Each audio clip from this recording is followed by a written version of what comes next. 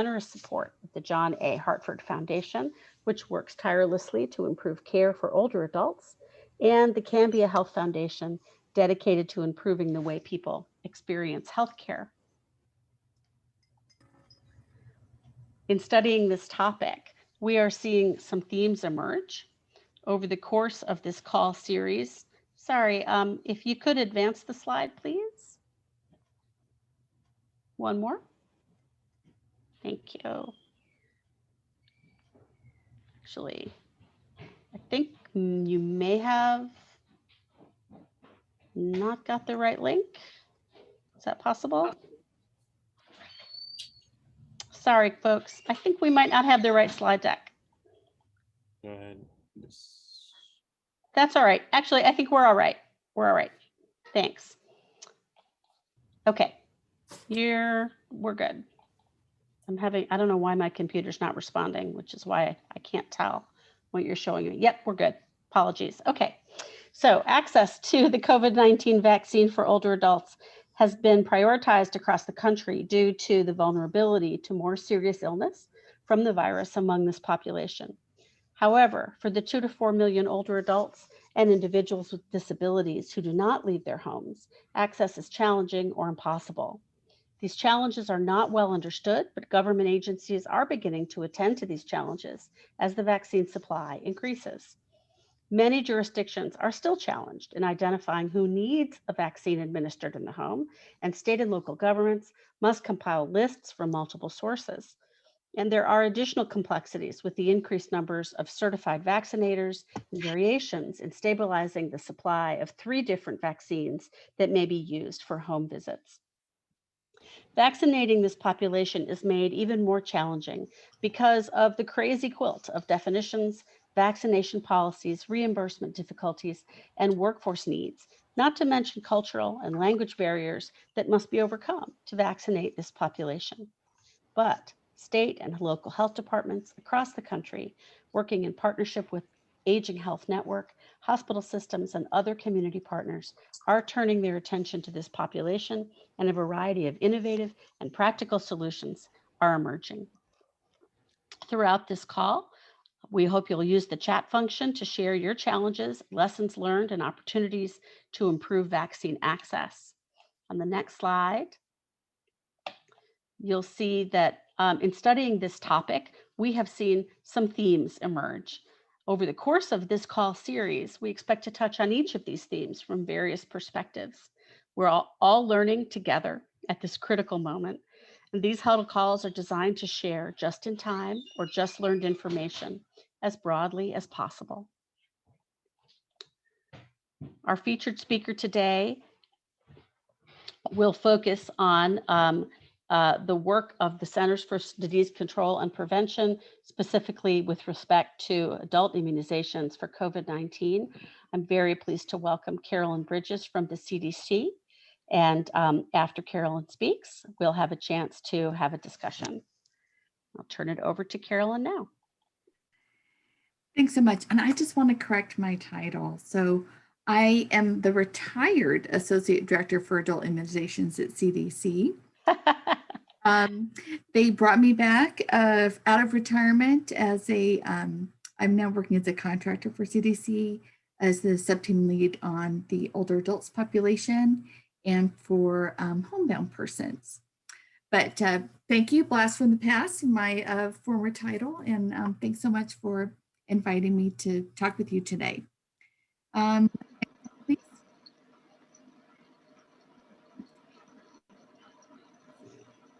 Next slide. So as we've discussed, obviously, people who are homebound need a lot of special considerations to help get them vaccinated. We have the CMS definition of homebound, but that may not include all persons who are homebound, many of whom may not necessarily be receiving services.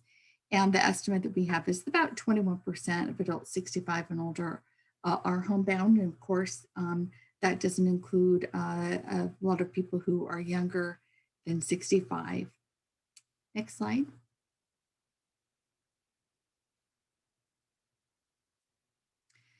So given the importance of providing vaccine to homebound persons, CDC developed a guidance to help with a lot of the information that's needed to ensure safe and effective vaccination in regards to vaccine storage, temperatures, how to handle a vaccine during transportation, and of course, when you're administering vaccine outside of a typical clinic setting. And that guidance was published on February 11th.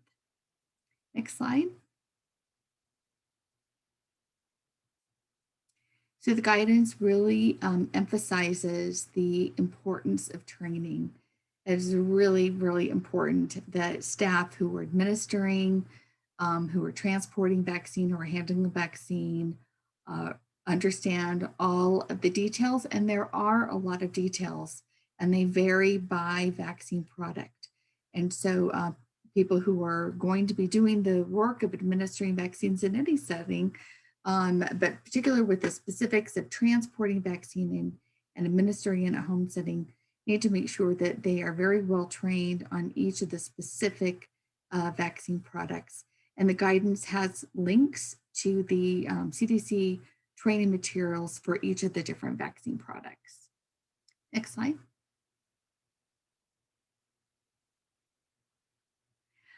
Also linked in the guidance is the vaccine storage and handling toolkit.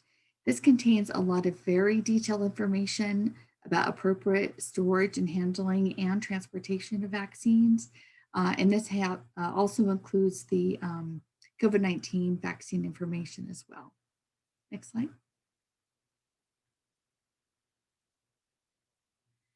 Importantly, in the guidance is recommendations for pre-vaccination planning. Obviously, if you're going to be moving vaccine out of a clinic setting, you want to make sure that you pre-plan so that minimizes potential for wasting vaccine, and very importantly, ensuring safe and effective vaccination by making sure the number of doses that are removed from the clinic setting, you remove only those that you think you're actually going to be administering to recipients and or caregivers at scheduled visits. Being able to plan on using all doses in a vial of vaccine that's transported for home vaccination, again, to minimize wastage. And then in case there are issues that come up, someone forgets their appointment, for example, making sure there are contingency plans for vaccination of caregivers or others. Again, if you have vaccine that may be a leftover or needs to be used in the allotted period of time. And also making sure that people build in that travel time plus the time to prepare the vaccine, administer it, and then observe people in the home before going on to the next person. So all those issues of time need to be factored in for each of the different vaccine products. Next slide. So the guidance also contains important information about the transportation of vaccine in different formats. So using unpunctured vaccine vials, vials that have been punctured where one or more doses has already been removed from the vial, and even moving vaccine in pre-filled syringes. Next slide. So there is quite a bit of instruction in there, again, about the transportation issues. Again, maintaining cold chain of the vaccine is critical.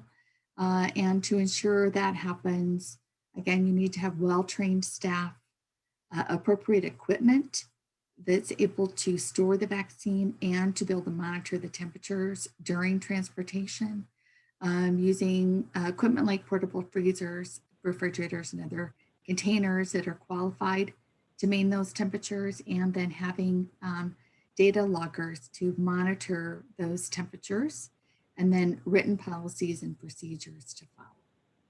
Next slide. CDC recommends transporting vaccine in vials. That's the preferred way to transport vaccine. However, there may be instances when the only option is to transport vaccine in a pre-drawn syringe. And when that is necessary, those syringes should be transported between 2 and 8 degrees Celsius, so at refrigerator temperature. And there is guidance from the US Pharmacopoeia about how to label and package pre-drawn syringes, and you can find the US Pharmacopoeia guidance at the link. Next slide. And then, of course, it does talk at some length about vaccine administration. Of course, there are multiple steps needed to ensure the safe and effective administration of vaccine. And that includes, again, part of the pre-planning, really, making sure it's clear about the patient's vaccination status. Are they in dose 1 versus dose 2? And what is the appropriate timing for dose 2 if they need 2 doses? And making sure they get the same brand for dose 1 as dose 2. Screening for contraindications and precautions for each of the different vaccines, and doing that again at the time of the visit to confirm. Making sure patients have the appropriate and required educational information about vaccine, which includes a patient fact sheet. Having an area where you can aseptically withdraw vaccine from the vial. So we want to make sure that vaccinators doing homebound vaccination are prepared to withdraw vaccine and administer it in an aseptic technique. That they are very well trained in appropriately administering the vaccines. All these vaccines are given as intramuscular injections into the deltoid muscle. And then making sure that they're able to and ready to document vaccines administered into state registries. And then finally, making sure that patients are prepared and have instructions for who they should call and when, if they have post-vaccination questions or concerns, and letting patients know about VSafe, which is a voluntary system that any patient who receives the vaccine can volunteer for, and to be able to report their side effects. And that really contributes to the national database on vaccine safety. Next slide. So that's just a brief overview of the guidance that's available. And there are a lot of details in the document, and I'd be happy to try and answer questions about that. Carolyn, thank you so much. And you know, I think for all of us, this is the guidance that is certainly welcome. It responds to some of the concerns that we've been hearing over the course of the last month or so as our work on this project has proceeded. If we look at the next slide, we certainly want to prompt an opportunity for questions and discussion, kicking it off with, of course, any questions that you have for Carolyn. Please feel free to drop a question in the chat or raise your hand. Let us know that you're ready to talk. Margie, this is Megan. If I could just start off with the second question actually on the slide for Carolyn. And so Carolyn, just curious how the CDC is promoting these guidelines through typical channels or other channels, because we know that very often those who are delivering the vaccination to people who are homebound may not be the same folks, who typically would be providing vaccination. So just curious how you're promoting them.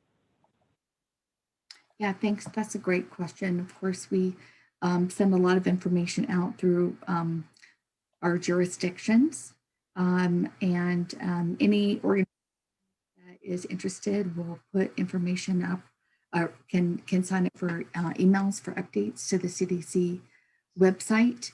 And we have presented information about those materials on a number of partner calls.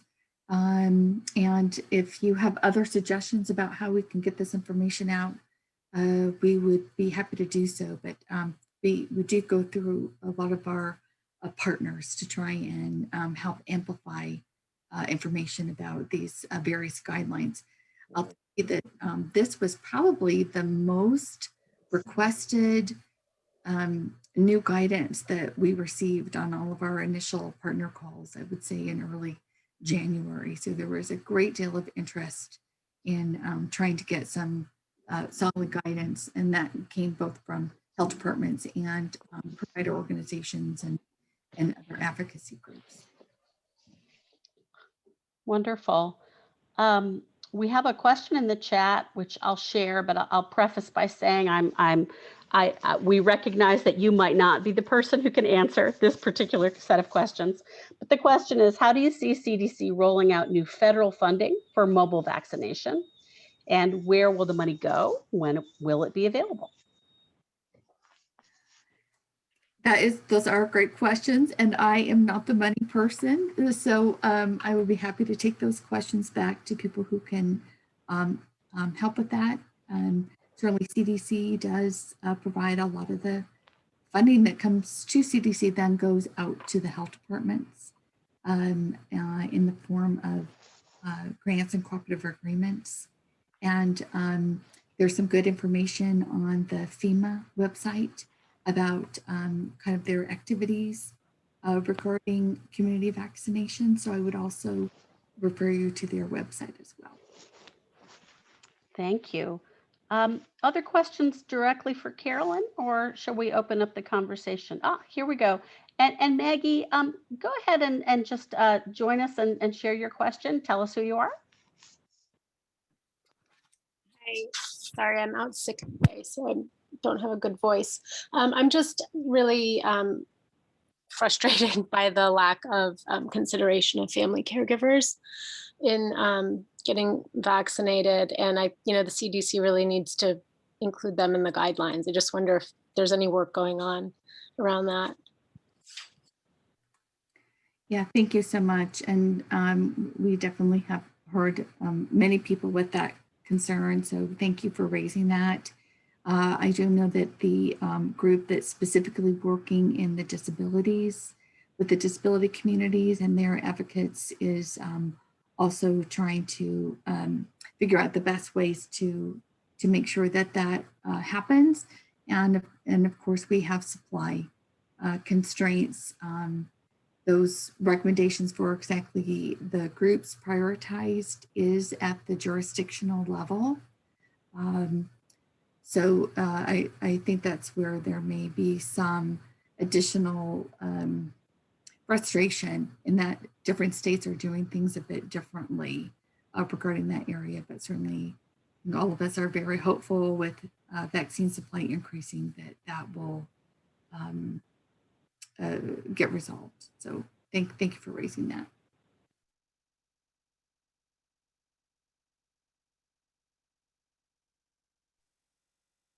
Carolyn, this is Megan again. You mentioned a place where folks can go to sign up to receive regular updates from CDC. Could you share that? And I'll try and type it in the chat as you're sharing it. Yeah, actually, it's on most of the CDC web pages, and that does make it a little bit tricky in that if you go to, for example, I'll put in the chat or you can, if you'd like, where this particular guidance is, and you'll find in almost most of the corners of the CDC web pages, excuse me, you can sign up for getting alerts. So unfortunately, it's sorted by category or page by page. Okay. You would definitely not want to get emails for every page update at CDC. It would just completely flood your inbox, but you be a little more selective on which pages you're interested in getting updates about, and they will send those to you. You'll get an alert. We have just put into the chat the link to the guidance that Carolyn has been describing, and let folks request those updates on their own if they would like. You also mentioned, Carolyn, that there were groups that were specifically advocating for the caregivers of those with disabilities. Do you know offhand which groups those are?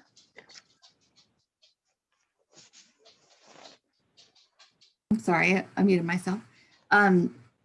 Yeah, we've had a lot of listening sessions starting in January. And, I was just pointing out that among many who have participated in those listening sessions, there, is very widespread concern about making sure that caregivers, who really are the people that help people stay at home, and that they are able to get vaccinated. So I expect that we will see additional information come out about that. And, again, hoping that vaccine supply increases so that it becomes a non-issue. Wonderful. Thank you. I'm going to turn to the group and see if others would like to share examples of how they are navigating all of this. And as others have already chimed in, what else you need from CDC to support your efforts in terms of guidance, resources, and so forth. I know this is not a shy group. This is Keena from Mississippi. I actually just had a call about this right before this huddle call. One of the things that we are challenged with is in our hard to reach populations in these very desolate rural communities, having the right partners to support administering the vaccine. For example, we're sort of considering partnering with home health agencies in some of these very rural communities where we have totally homebound older adults where they do not have transportation access to another site. They're literally still in their homes and have to be vaccinated in home. And I'm just curious if there's additional conversation about the guidance for, some of these just rural, desolate communities where travel time exceeds the normal urban travel time to administer the vaccine. I don't know if that question makes sense, but I just know in some of these communities, the travel time is quite significant to reach some of these homebound adults, older adults, I mean. Right, and it is a short period of travel time. I think that's, the states that we have talked to and some of the organizations that we've spoken with that have shared what they're doing, that is definitely a challenge. And I would say most are using a hub and spoke model to try and improve access to those rural communities. One, for example, may use dialysis clinic or a rural healthcare center or a rural access hospital as the hub. People are working with visiting nurses or working with emergency medical services to deliver vaccine. They're working with community pharmacies and pharmacists to take vaccines. So there's a really pretty wide range of different strategies that people are using. But in general, it's, I would say for these more rural communities, they're really trying to use more of that, hub and spoke. So trying to find those locations that can appropriately store vaccine at the required temperatures. They can then help get that vaccine out to locations in their area. I'm not sure if that answers your question. It does. It does. Thank you. Wonder if there are other questions. We have time for one or two more or comments.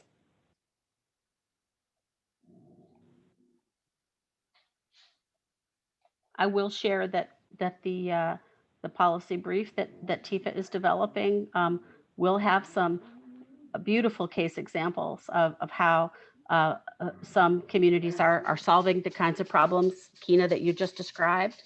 There was a story on NPR just yesterday about this effort in Alaska. And it has been very impressive the way they've dealt with the very wide expanses and bridging those gaps with the kinds of hub centers that Carolyn just described.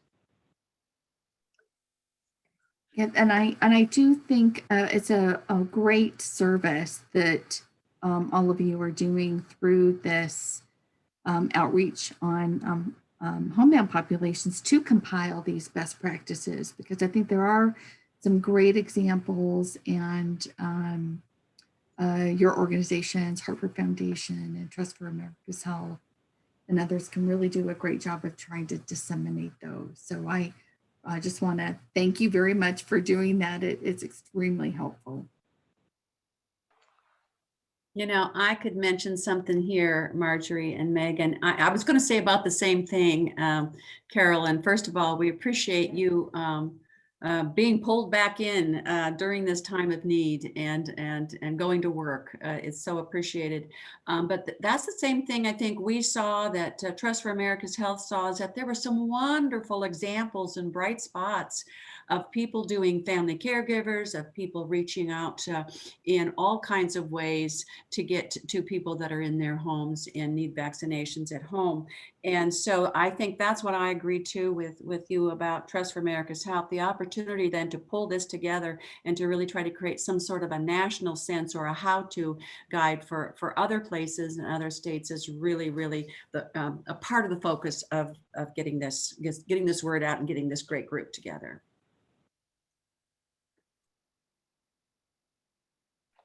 Thank you, Jane. So true. So with just a few moments left, I'm going to ask for the final slide, and we'll just talk through what comes next. I want to thank you all for the great comments and questions. We will be sharing the slides and the recording following this event. So watch your email for that. And for the next several weeks, TIFA will continue to host these 30-minute huddle calls on Wednesdays and Fridays on topics related to enhancing access to the COVID-19 vaccine for people who need them administered at home. Our next call is Wednesday, the 17th of March, and our featured speaker will be Steve Landers from VNA Health Group. We hope you will join us and spread the word to your colleagues as well. I am pasting the links for registering into the chat, although you all, of course, already have them. And I want to thank all of you here again for everything that you are all doing to support this effort. Everyone have a great weekend. Talk to you soon. Thank you, Carolyn. Thank you so much for having me. Thank you so much. Thanks, everybody. Thanks, everyone.